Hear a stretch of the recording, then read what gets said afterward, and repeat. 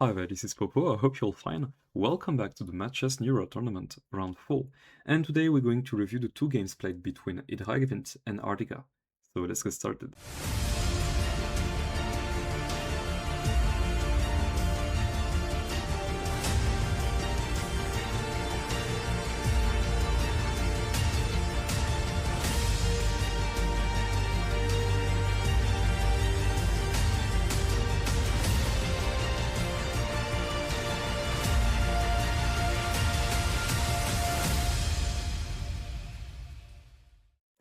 Okay, so for this first game, e3Gewinnt gets the white pieces with the Dragons faction, and Artika gets the black pieces with the Chtulu faction.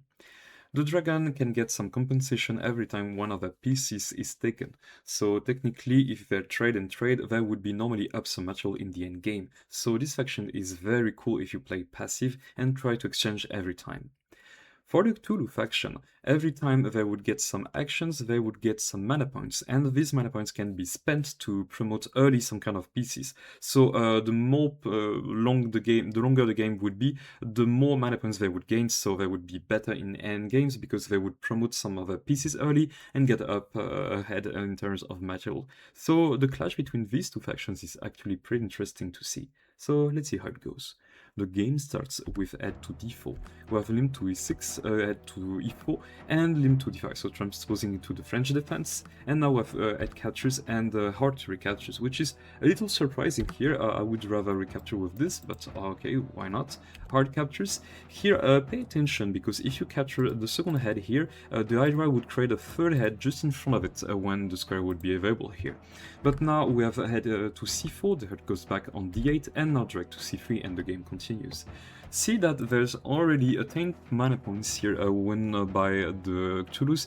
This is because every time a wing is still alive on the board, it gets 1 mana point. So 5 turns are played, there are 2 wings, so 5 by turn by 2 is 10. So okay, already 10 mana points. We have eyeball to e7, direct to f3, limb to b6, Hydra to c2, eyeball to b7, Wyvern to e2. You can decide immediately to trade that, because when you take a piece with the eyeball, you gain immediately 10 mana points. But do you want to trade it so early? I mean, in the endgame, eyeball are very powerful because they would be able to take a lot of pawns and then get a lot of mana, so maybe you want to wait a little. So tube to f6 instead is played, and now Wyvern to f4 is played. And here, okay, the best move in the position is to play eyeball to d6, but instead we have tube to c6, and this is actually a blunder, because the Wyvern can take here on c7. Actually, if you take the Wyvern exactly 1 square away, your piece would die. So here, after this, you're forced to play, for example, r to d7, but now you can play r to d6, head to d6, and now this is very tense, because if you take here, I'm going to take it for free, and you can't even take it back. So here, after this, the best way to counter this is to play eyeball to d8. Then I can play head to c5. And here you see that there's a lot of mana stuff here, because you're just surrounding the tube. So every piece surrounding the tube would get, for the Chtulu, 1 more mana point. But here you're actually a better position. You can't really take this, else the Wyvern is going to go here, and one piece is going to be won for free here. And with the pin, even more. So here in this position, what's best here is to take here with the eyeball. So now the Wyvern would go on b5, but you can defend by putting a piece here. If you try to put the hard, I have bad news for you, this is bye-bye, because you just have to play hard to d8, and then you promote, and this is check. So you can't take it with that, because that would create a well which is 1 square diagonally, so the king would be taken, and this is the end of the game. So here, let me show you back the line. After this, you have to actually play, okay, if you play here, let me continue the game. You can play take only with the king, so after this you would just win back this, and you would be up some personal material. So let's trade actually everything, and you see that after everything going on, the dragons are way better. So here in this position, let me show you another line. After this, you have to play a wing to c8. But after that move, you can play the very subtle. Let me show you my line. Okay, here drag to e5, so attacking the heart, and after that you play Hydra to e4, and now you have no way to defend this piece, and you're basically winning the game. So I didn't study real line, but if you try to get, for example, limb to c5, now you see that it automatically creates the head, and I think this is not that good to be played. So I don't have the right line here, but we can try to study a little how it goes. So maybe you can play drag to c6, then after captures and captures, then okay, if you take this is check, so do you really want to take with this? So you would be up material, so maybe king moves, but after that you can decide to play you can play this actually, and now that threats the wing, so what do you do with the wing? Maybe you would try to move it a little, and now maybe the drag would go here on e5, and it would try to sneak here and try to derot some pieces. Normally you would be better with the dragons here. So instead we have egg to d1 which is played, and leap to h6, but it allows the very nice Wyvern takes c7, and after hurt to d7, again you can still go for the same line. But instead we have a drag to e5 attacking, but now it can be taken here with the tube, and okay, if you take here you don't have the same coordination as before, so that would be very sad. So Wyvern takes c5, wing to c8, and now head to d6, so same strat that before. Eyeball goes back to d8, and now you have to make some progress here to get some better position. Here, okay, that would be very cool if you try to push these two squares, but you have to get the defense of the square, and that's not that easy to get this. So here in this position we have a short castle, and now limb to a6 is played. We have Wyvern back to g3, and maybe the idea later on is to push this to get the control of that, and maybe put the drake exactly here and try to get some big attack here. So in this position we have the very weird move, heart takes d6, and it actually loses the heart.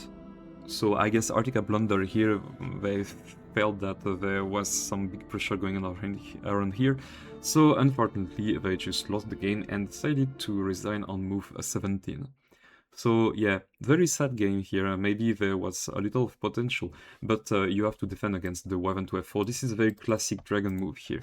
So okay, they fell into the trap, we can't blame them, it happens. You face so many different factions around the tournament that every faction has its own trap. So the game 1 is finished. We're going to switch now to game 2 and see what happens here. So let's get to it now. Okay, so for the second game, now Artika gets the white pieces with the Centaurs faction, and e3Gewinnt gets the black pieces with the Vampires faction. The Centaurs can play the opponent's pieces without their will, basically, so very cool to dismantle their harmony and position, and the Vampires can sacrifice their own pawns to get better activity and also big attacks, big strikes on the position. So let's see how it goes. The game starts with ram to d4. You have Ghoul to d5, and again you can still go for the very nice trick where you can push your opponent's pawn, but it has no use here. So here we have a Satyr to f4, so some kind of London system, Wall to f6, ram to e3, Ghoul to d6, Satyr to b5 with check, Ghoul to c6, Satyr to d3, Wolf to d7, Bear to f3, Banshee to g7, short castle, Bear to d2, something very classic that Artika likes to play, and okay, this can be understandable. Now we have Ghoul to a5, trying to attack on the queen side, and here what we should do here maybe is to play 10 to c1 to prepare the push here. But instead we have immediately the push, and okay, this is a little slow, maybe, I don't know, this is not the time for that. So Ghoul captures, and now a Satyr captures. Here you could also go for Bear captures here, and that's not a problem. If you get kicked this, you can try to play this move actually, and that can be understandable, and you can try to trade some material here. The more material you trade against the Vampires, the better you would be. So here Satyr takes c4, and now the Ghoul is launched, so the Satyr goes back to d3, and here, okay, I don't like the position of the Centaurs here, because the Ghouls take a lot of control over the board, and you still have the 2 minus which reacts to Ghoul and gets some big strikes here. So now we have come to b6, which is played, and taking space and space.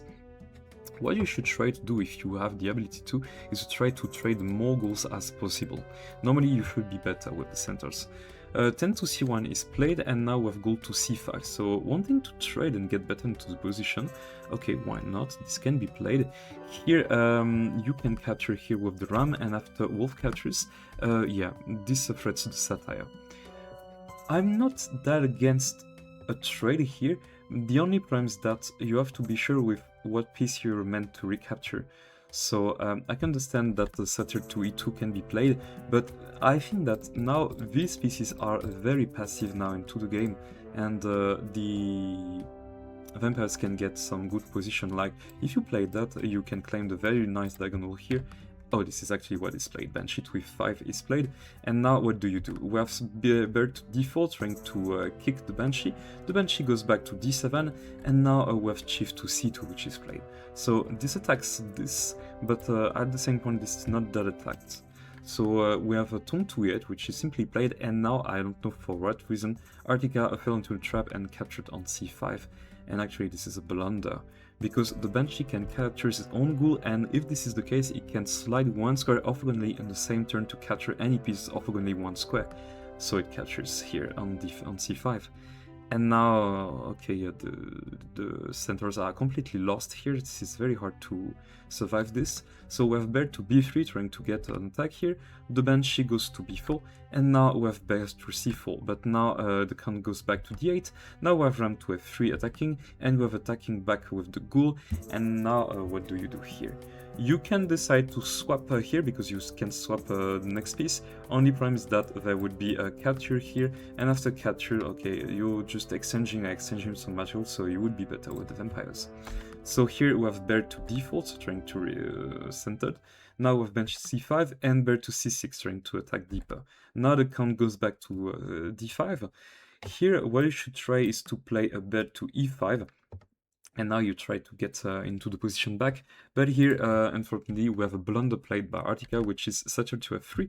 Seems like you defending this bear, like extracting this, but only problem is that when the count catches exactly one square away, it creates a ghoul in the way. So count catcher c6 just creates a ghoul and defends itself. So now the Centaurs are down 9 points of material, and here I can tell you that this is very hard to continue the game. So this is in this position on move 24 that Artika decides to resign the game. So for them, they just got tricked by a lot of factions here. Sometimes you don't get inspired because you get tricked, and e3Gewinnt is a very strong player. So we don't blame them. So you play the best you can. So no problem for that. We're going to see each other next time for another counter of this round 3 of the Matches New Era tournament. No, round 4, excuse me, of the Matches New Era tournament. See you then. Bye.